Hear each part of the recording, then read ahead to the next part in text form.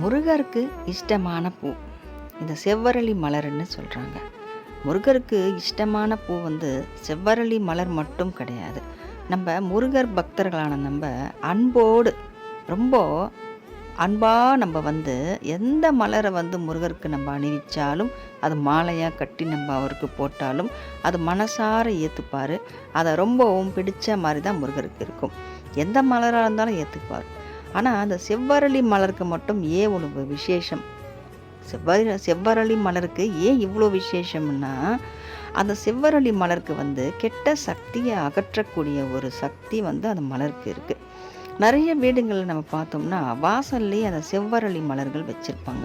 அந்த காலத்துலேருந்து பெரியவங்க கொண்டு வந்த ஒரு வழிபாடு தான் அது, ஒரு வழிமுறை அந்த செவ்வரளி மலர்ன்றது. இப்போ நிறைய பேர் நம்ம நினச்சிட்ருக்கோம் அது அழகாக வைக்கிறாங்கன்னு.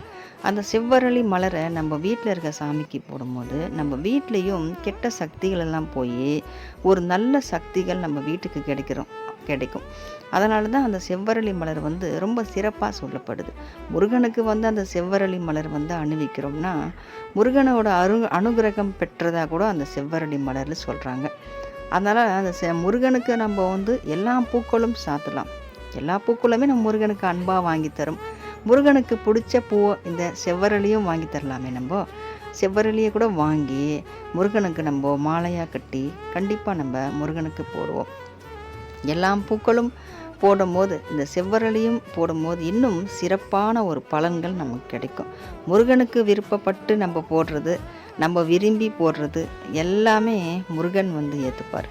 இதுதான் வேணும் அதுதான் வேணும்னு சொல்லக்கூடிய கடவுள் முருகர் கிடையாது. எது போட்டாலும் ஏற்றுக்கக்கூடியவர் தான் நம்ம முருகர்.